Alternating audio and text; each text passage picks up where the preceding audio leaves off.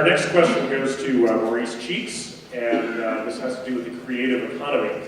A rich and accessible creative culture adds to a community's economic vitality, dynamic workforce, educational system, vibrant neighborhoods, and engaged residents. The Wisconsin Arts Board and Americans for the Arts conducted a comprehensive economic impact study of the nonprofit arts and culture industry in Wisconsin in 2016. The study revealed that local nonprofit arts organizations generate $657 million statewide in economic activity annually, which also generates tax revenues and jobs. In Dane County alone, the economic impact is nearly $250 million. So what are your ideas to invest in and grow the Madison's creative economy, creative entrepreneurship, and businesses from the ground up? What is the city's role in advancing and sustaining this growth? That's an awesome question, thank you. So, as a member... What's that? Well, you know, clarification. It was succinct, I appreciate that. No, so in my role as an executive at a local technology company here in Madison, you know, this is the work that I've been doing, frankly, throughout the course of my career, is helping businesses to grow. In a previous job, actually, I worked for a video game company in Madison, was deeply entrenched for some years in the creative economy, helping that organization grow as we were working with some of the most brilliant artists throughout the city. In that capacity, I got a chance to recognize that Madison has a deep and rich, not only video game development community, but creative economy. The way that most all of those businesses have been started is by small, early-stage entrepreneurs taking a risk and finding support both locally and nationally. The city's role in ensuring that continues to grow is going to be investing in creative entrepreneurs, and specifically, oftentimes, entrepreneurs of color. We see entrepreneurs of color disproportionately developing creative, artistic jobs and companies. And so, as someone who's been operating in this space for some time, investing in those sorts of companies directly, and I should say, bringing together that community to make sure that there are collaborative experiences for folks who are working in that space to be able to mingle. There's a number of sort of regional or even statewide conferences that happen. We need to make sure that as a city, we're making sure that those creative economy type of conferences can be happening effectively and consistently here.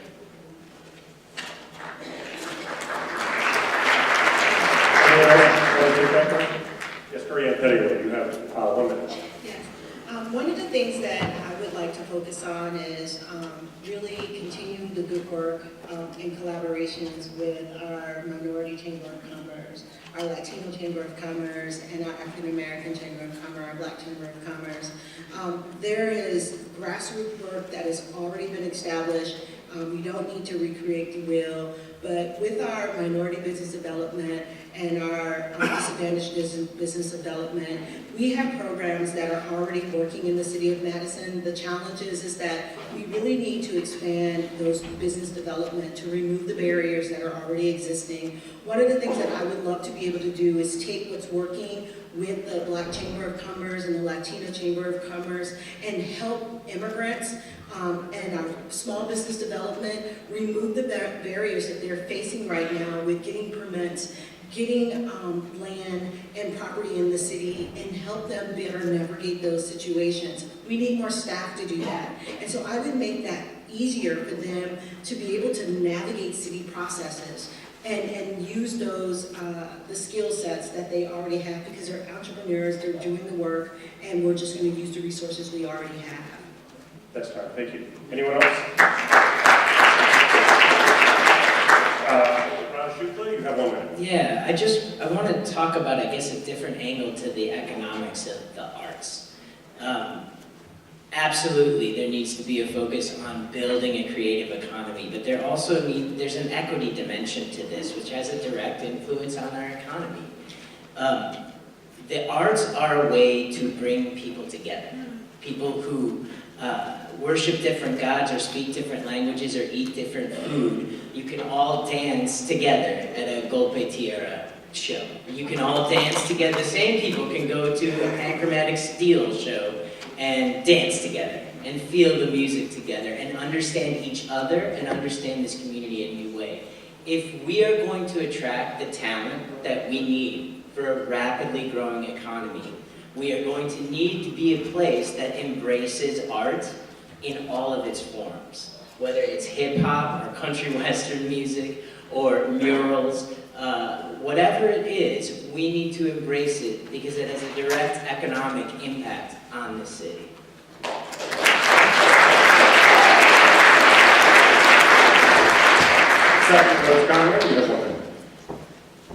I think it's important to just talk about the really practical and pragmatic part of this, right? Because it's great to talk about how important the arts are, and the arts are incredibly important, but what do artists need, right? They need affordable housing, we need transit in the evenings, we need venues and artist space, and we need the ability to get those through the zoning process and the permitting process. And so I think that really what supports the creative economy, it's recognizing it as an economy at the city and making sure that the regulations and the permitting processes and the use of city land or right-of-way or parks or what have you accommodates the arts and understands the arts and is accessible to artists. And because if you can't afford to live here, if you don't have a place to work as an artist, if you don't have literally the space to perform in or produce or store, it's going to be really hard to be successful.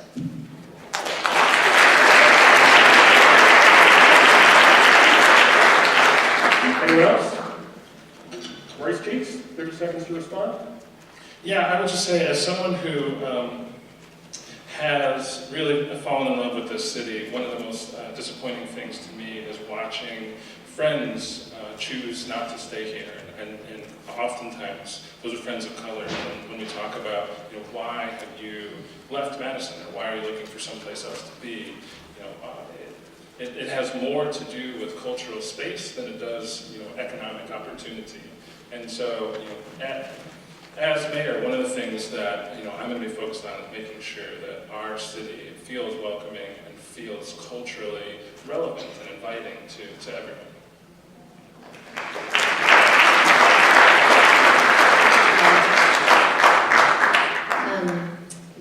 To transition to our next question, this next question is for Mr. Hart. And this kind of in the same vein we were talking about, we want to ask a question about space and creative placemaking here in Madison. With Madison's rapid growth predicted to continue for decades to come, there seems to be no end in sight to new developments and gentrification displacing the creative entrepreneurs and creative for-profit and nonprofit businesses that have given Madison neighborhoods their unique character and provide local residents with cultural resources and capital. High-rent cities across America have found different ways to help artists and arts organizations afford space.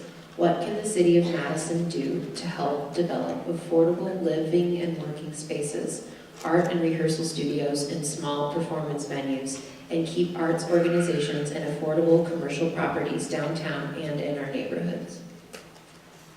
You want a comedian to answer that?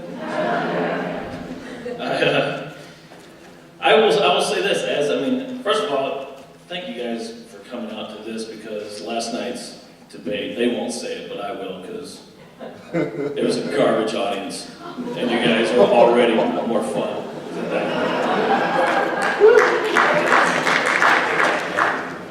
Did you guys hear Dick Cheney died this afternoon? Dick Cheney died this afternoon. I'm making that up, but it felt good. It felt good. A little lighter.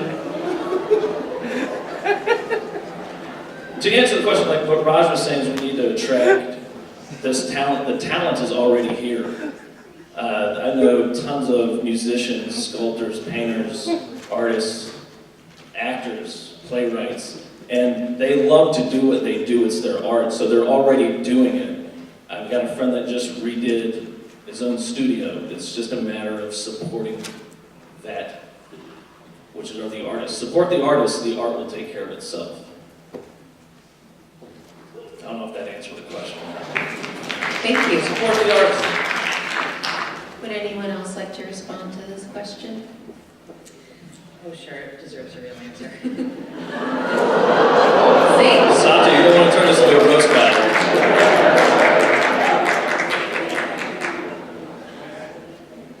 So the question is about affordability and preventing displacement, and that's certainly critical in the arts, but it's critical, I think, citywide, regardless. So one of the things that I focused on in the Oscar Mayer Strategic Assessment Committee as chair was thinking about if we are wildly successful in development, how do we prevent displacement of people and businesses? And we need to do that across the board, certainly with an emphasis on the arts, but across the board. And so what can we do? We can think about, particularly in the arts, we can think about cooperatives, we can think about land trusts, we can think about community control of space and land so that it stays affordable in the long term.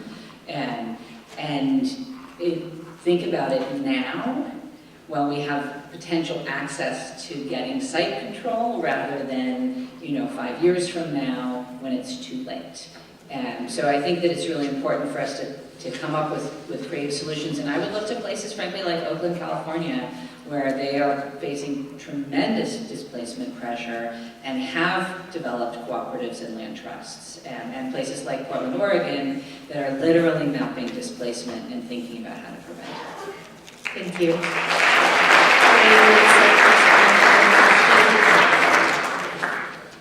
Nick Hart, would you like to respond to Satya's? Sure, I think she kind of answered, gave you some buzzwords. Oh, you're going to take her side? All right.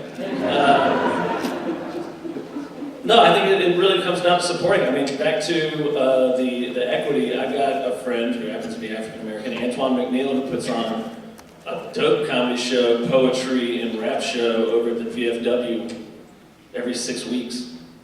So, I mean, it's out there. You just have to go support it. All right. Or don't have to. Our next question goes to Raj Shukla, and this has to do with education. Numerous studies have demonstrated that an arts-rich education has a wide range of benefits for students, ranging from the development of early motor and language skills to improved critical thinking and academic performance. Yet according to the National Center for Education Statistics, students in high-poverty schools are more than twice as likely to have no access to the arts. Programs like Any Given Child Madison are seeking to help close the gap in arts access.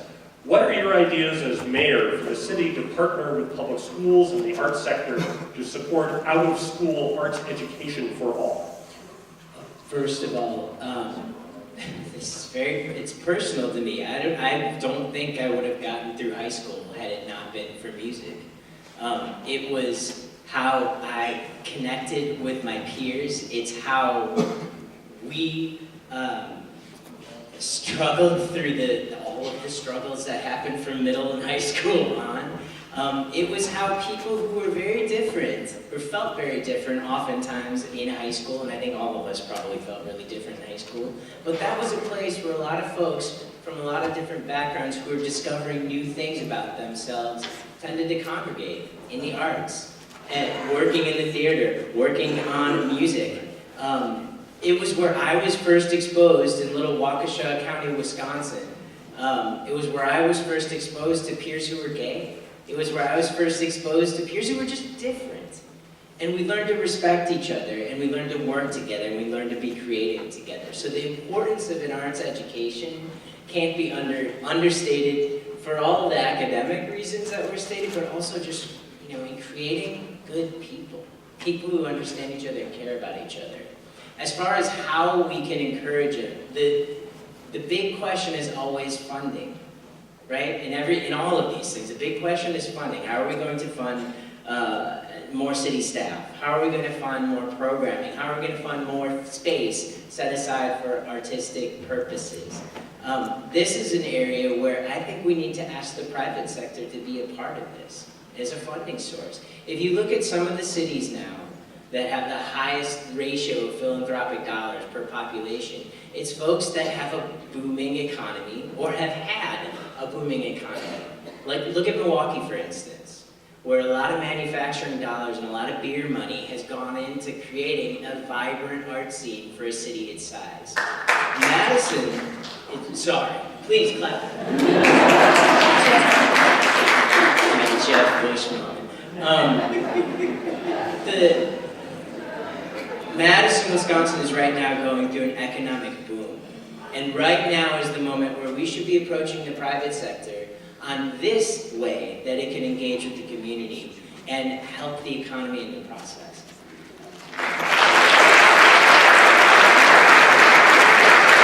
Sorry, can I wait a minute? In the opening, as I was being introduced, I have to remind that how I was introduced to the arts was in my early high school days when my English teacher encouraged us, as I did political science debating and took our high school to state championship. But what I would do as mayor is I would use our Madison Art School time, and I would expand on that in collaboration with the Overture Center. When I was the public events assistant, my first time working for the city, I took Overture programs out to the community centers throughout Madison so that underprivileged kids at the community centers could experience what the Civic Center offered. Because not every family can afford the shows at the Civic Center. And that's a privilege experience. My kids have the privilege of seeing season ticket shows at the Overture. That's a privileged experience. Not all children from the Madison School District has that opportunity. And so that's what I would do more collaboratively, is work collaboratively with our corporate sponsors, United Way, the Madison School District, and the Overture Center to work better, to take that program back on the road. And it used to be called On the Road. Anyone else? Rod Shipley, you have 30 seconds to respond. Only to say that, and just sort of expand on what I was saying earlier, this is a moment here where we have a business sector that wants to encourage a creative economy, that wants to encourage equity, and we have a vehicle to do it in the arts. This is something that right now the state is cutting funding to public schools. Public schools are struggling to deal with a lot of different stresses that they have to manage. This is an easy area where the private sector can step in a non-controversial way and support the simple act of being creative in young people. And I would ask the private sector to do that as mayor.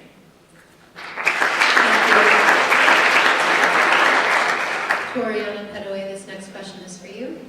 It concerns arts funding here in Madison. The city funds arts programming and projects through a variety of mechanisms, from Madison Arts Commission grants to direct funding for specific organizations and programs. Many city arts initiatives, including funding for the Overture Center and Make Music Madison, are supported with money that comes from taxes on hotel rooms. The new 1% for art ordinance will go into effect in 2020. In your opinion, do you think Madison is spending enough money on the arts? What changes to the amount of funding and how funds are awarded would you support as mayor? And if you think arts funding should be increased, what are some ways increased funding could be supported? This is a wonderful question. Thank you for asking. It's perfect. No, I do not think that the amount of money that we currently provide to arts and those who apply for grants or funding to arts is acceptable at this particular point. It was already mentioned that arts bring communities together and people together, and it actually changes your quality of life on multiple levels. It changes your experiences. One of the things that I definitely would do as leading the city moving forward is I would change our granting structure and our RFP structure. We have done several racial equity analysis on the evaluation process that I led not once but twice on how grants are reviewed, how applicants are put through these processes. And I can tell you, when the applicant go through these processes, they're not met with warm, fuzzy experiences. However, it's not about those who review the grants, and it's not about the grantee. It's about our leadership. And that's what's wrong with the process. The process is not broken. It's with the leadership from top down, the decisions are being made. The funding, what I would do with the funding situation is, we do need to look at where money can come from. And the first thing that is often cut is in our human services, and those funds come from our human services area. Our debt service, where public service, public safety, are the areas that funds get contributed to the most. And so the areas, what I would actually do is I would look to our community partners that we actually do collaborate with more, and I would look for more opportunities nationally to see what kind of grant opportunities that we could use to leverage more things like placemaking. Last year, we actually had a big grant opportunity in the city where we were actually able to get $450,000. There are plenty of opportunities out there nationally that we can have more opportunities to increase the type of awards that this city received to actually increase the amount of money that we can give to grants. That's 2 minutes, if you just finish your thought. Sorry, go ahead. No, finish your thought, please. That's all I wanted to say. Thank you. Thank you. Raj, you have 1 minute. Thank you, Toriana. I was doing doors last week, and you do a lot of doors when you do these campaigns, and I ran across an artist who is probably here tonight, so that artist can check my answer later. But I ran across an artist, and I asked this artist, well, what is it that the city can do to help artists thrive in this community? And the first 2 answers that this artist gave were, well, housing is unaffordable and our transit system is broken. The point being that the problems many artists are facing in this community are very human problems that all of us can relate to. So when we talk about is enough funding going to the arts, I mean, that's one question. I mean, the way I think about it, though, is are we doing enough to support people to be as creative as they can be in whatever way they can be? And for artists, it may be music, it may be something else. We have to find ways to make it easier for all of us to express our own truth in a way that is that helps us live a comfortable life while we do it. That's housing, that's transit, that's living in a welcoming community. Those are human issues, artist issues. Thank you. Would anyone else like to respond to this question? Toriana, you have 30 seconds to respond if you would like. Yes, I definitely want to respond. All of those things are absolutely true. Those are issues, housing, transportation, affordability. If we're going to address those issues, $15 an hour is not the way to do it. A good living wage in this community is going to be about $20, $21 an hour. Are we all ready to face that as a means of really supporting artists in this community? Artists live by their own means, so what other income are they supporting themselves by? And that's what I would like to add to this conversation. Are we really ready to have affordable housing in this community, real transportation that goes to all communities? But we have to work with our leadership within city government to make hard decisions. I'm not complacent and I'm not risk averse, and that's what we're dealing with right now inside city government. I'm sorry, Lisa.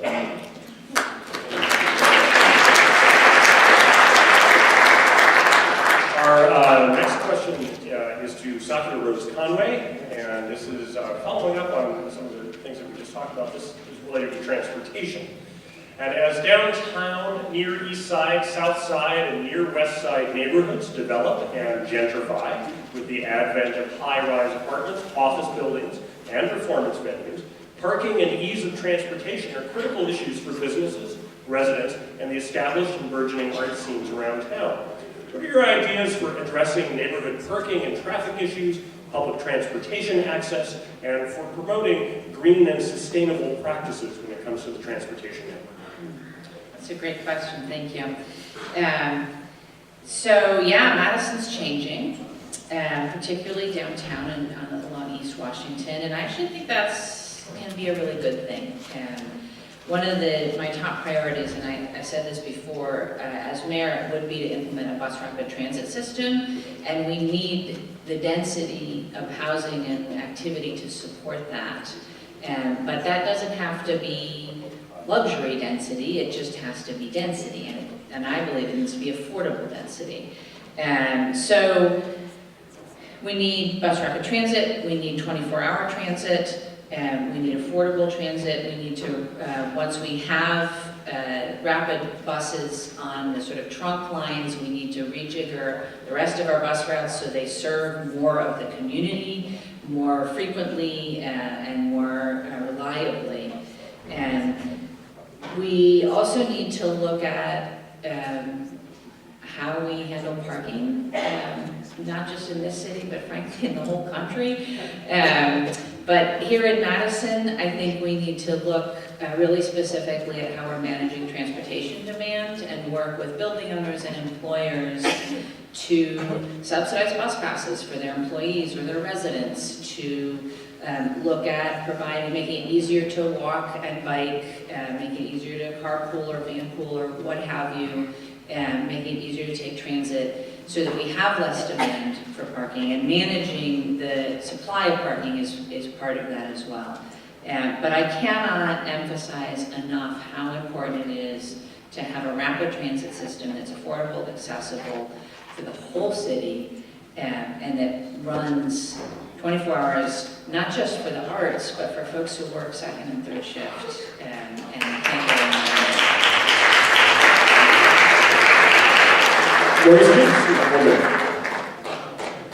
On the issue of transportation, I think it's important to acknowledge we have a phenomenal bus system.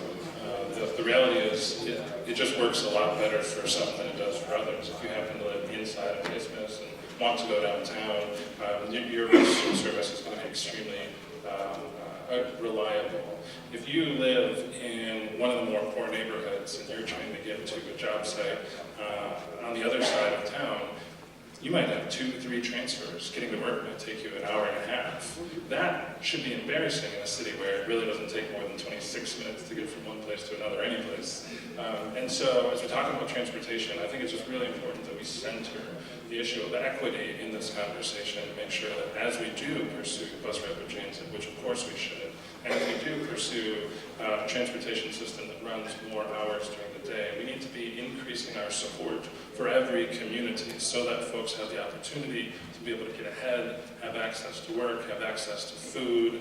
Madison absolutely needs to raise the bar that high for our community.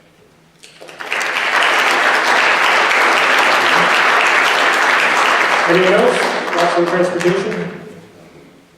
Thanks. Satya Rhodes Conway, your 30 seconds. The last thing you asked was about sustainability, and I want to just take that kind of a little bit of a twist and say, how do we think about sustainability throughout arts events and venues, and how do we make sure that we're recycling and composting and using sustainable materials and thinking about all of our festivals and all these damn water bottles. We've got to do better, and I think that the city can lead the way in that.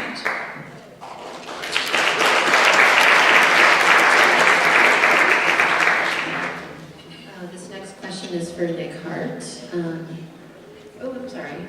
I skipped one. This is for Maurice Cheeks. I think you'll like it. Madison faces serious issues of economic, educational, and civic inequity. What do you find to be the most pressing barriers to arts access, and how would you, as mayor, propose to address inequity in arts participation and promote access to the arts for all? Yeah, I mean, so we have some world-class facilities, world-class performances, world-class artists that are contributing to our community already in Madison. The reality is, in order to have access to them, you need to be able to afford it. You need to be able to have the free time, which is to say not have 2-3 jobs. You need to be able to have transit access to be able to get to any which one of these facilities. And so in order to support a greater level of equity in our community in terms of access to the arts, it's a conversation about livability in this city. I mean, that's at the crossroads of this entire campaign as we think about the future of Madison, as we continue to grow and diversify, and we see a stratification happening in our city. We're the only 2 socioeconomic demographics that are significantly growing in Madison are households making more than 6 figures and households making less than $30,000 a year. We know that, on the low end of that, it's typically people, it's typically minorities, and frankly, it's a lot of artists, right? So we need to make sure that our city is becoming increasingly affordable. And so investing in affordable housing as Mayoral double the Affordable Housing Fund and make sure that we're increasing access to housing, specifically for workforce housing as well. We also need to be partnering with the schools. When we think about equity in the arts, a ton of that's going to go back to the earliest ages and making sure that young people feel that they have the opportunity to contribute and feel safe and feel welcome in our city. And so, one of the things that I'm going to do as mayor is increase the partnership that we have with the school by bringing together a Cradle to Career program where we're not reinventing the wheel, we're bringing together all the different organizations that are already contributing to young people, mentoring young people. Equity looks like establishing a pattern of access. Anyone else like to answer this question? Nick Hart, go ahead, you have a minute. What are we talking about when we talk about artists? Because I'm not talking about the city pouring money over to the Overture Center on a yearly basis. I'm talking about artists throughout the city who are working menial jobs and second jobs just to do something they love. And most of us are moving out of the city. I just found out I live in the town of Madison. But Butler funding needs to be increased, Blink grants should be increased, support for medium-sized spaces and organizations like the Arts and Lit Lab that not only gives space for artists to show their work, but also provide arts education. That needs to be increased. Thank you. Anyone else like to answer that? Go ahead, Toriana, you have 1 minute. One of the things that I find very brilliant in the city is inner arts collaborators like the hip hop architect. Those are the types of collaborations that I would like to see happen more in this community. Ventures of that nature. My children, my youngest daughter had the opportunity of being educated at One City Learning School at the time. She was one of the first kids that started at that facility, and she was part of the Angie project that came over from overseas, and she learned how to do the wheelbarrow and do it backwards and forwards. And it increased her ability to use her motor skills.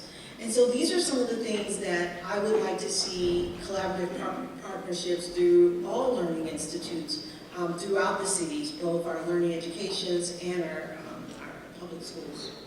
Thank you. Anyone else want to answer this? Maurice, would you like to take a few?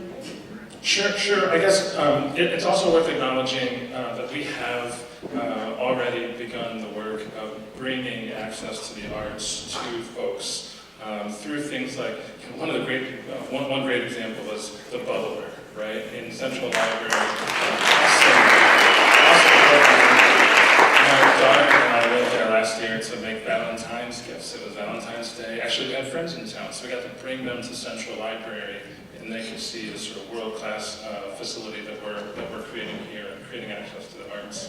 So we, as we look to increase access to the arts, I think one of the things that we need to focus on as mayor I will is replicating that, bringing more art access into more libraries throughout our city. Thank you. All right, we're going to switch to some questions that were provided to us by some of our audience members. This first one is near and dear to my heart. What can be done through the zoning board to support art projects funded by developers and support affordable studio spaces? Nick Hart, let's start with you. Could you repeat that? What can be done through the zoning board to support art projects funded by developers and support affordable studio spaces? I'm still reading up on zoning, so I don't know much about that. I think if the developers are supporting local artists and using their artists to displaying their art rather than going to Target or buying something like that. I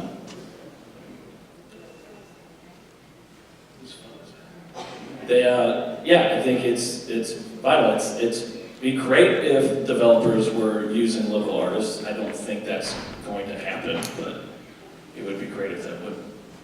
I think the question was really focused more on development projects for studio space, which would have to be approved by the zoning board. Rather than, I think that's really the focus of the question.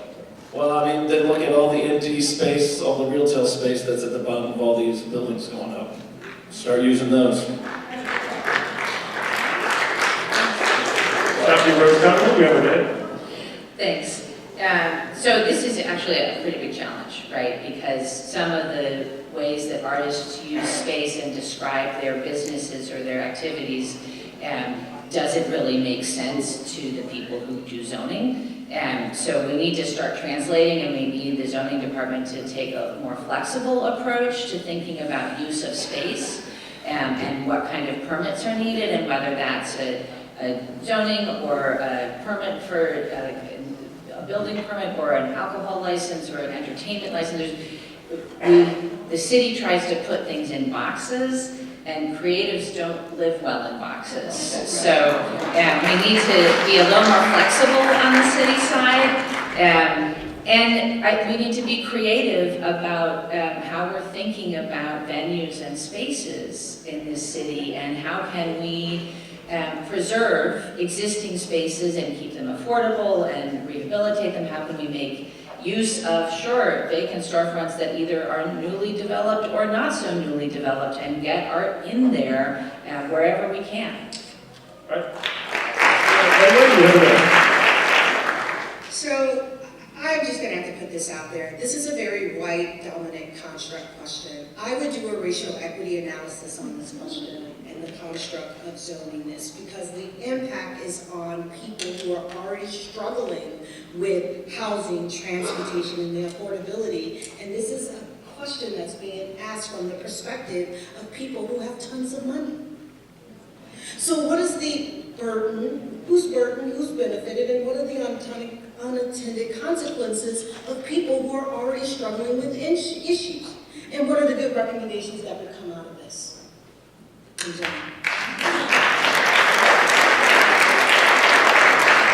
Anyone else on top of this? Nick Hart, 30 seconds for a response. What Sati said, what Tori said, it's great. I don't want to waste time. All right.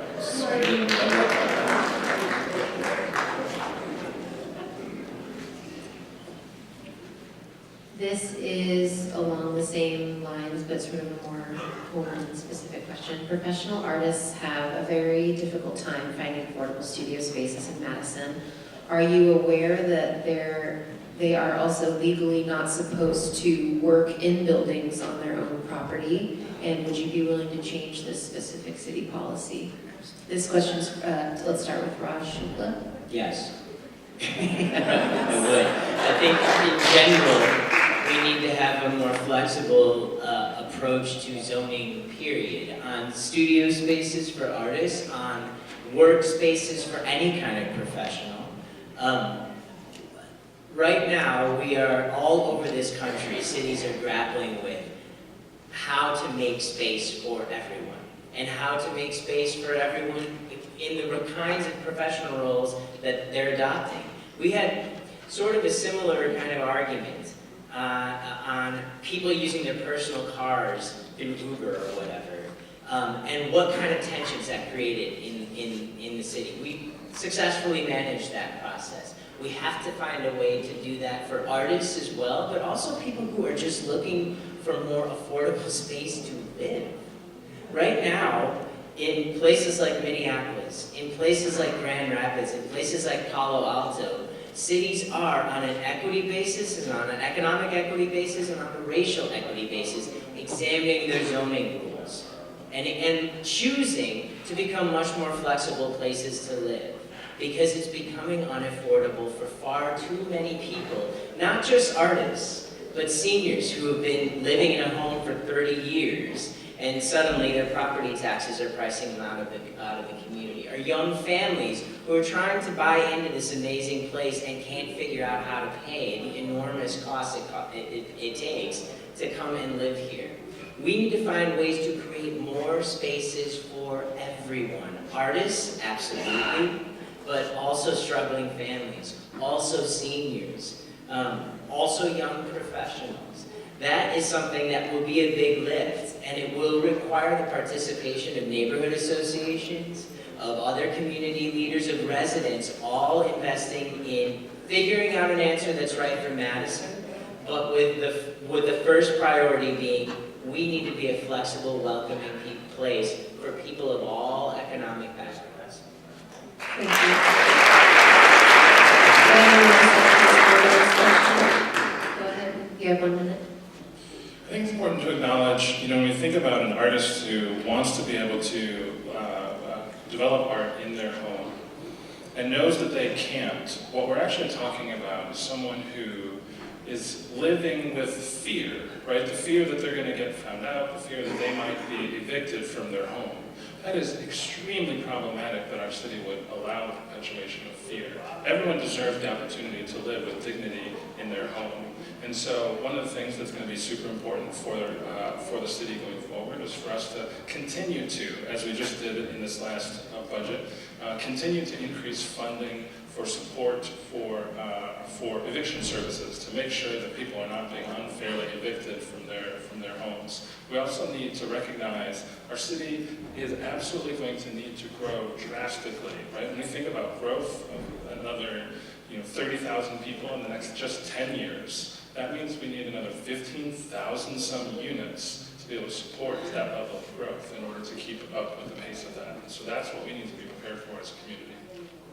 Thank you. Would anyone else like to answer this?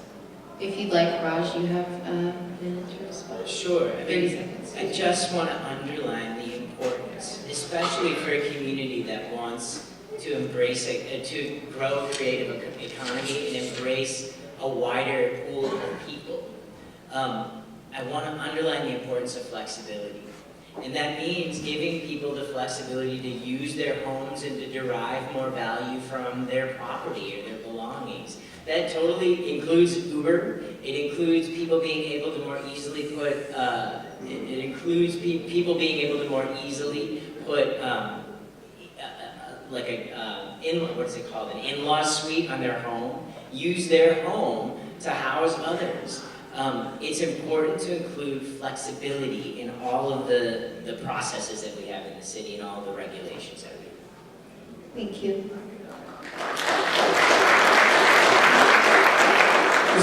This next question is from Toriana Petaway. Madison has experienced several recent debates about public art, how public art is funded, which artists are chosen, which forms of expression are allowed. And then there have also been recent incidents where existing public art has been removed ostensibly in issues related to homeless and the way that people interacted with that art. So, in your view, what do you think the city's role should be in supporting public art?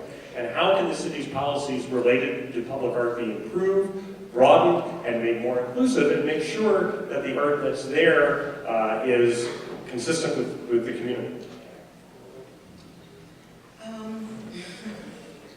So I want to first start with the issue of art and homelessness.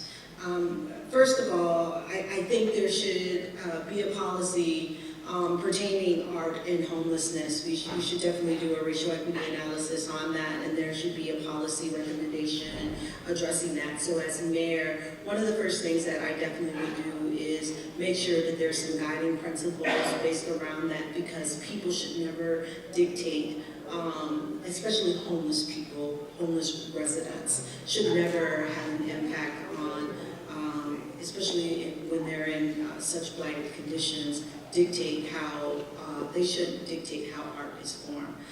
Those people, if they're expressing the art, should, not the other way around. Now, as far as in the incidents in certain areas in the city, I'm very aware of that, because as the racial equity coordinator, those are things that I should be sitting at the table to inform decisions, but I was not invited as the subject matter expert to sit at the table to inform those decisions. But as mayor, what I would do is I definitely would make sure that those folks who are mostly connected to those issues and impacted by those issues would actually be able to inform those issues. The residents who created those art pieces should always be at the table to inform how their artwork is being treated and is being either displaced or moved throughout the city, because that is a very equitable response. No one should ever have their art removed without permission, relocation, and or collaboration on what's next. And those are policy decisions, big and large, that I would definitely do in collaboration for where things go in our city, always.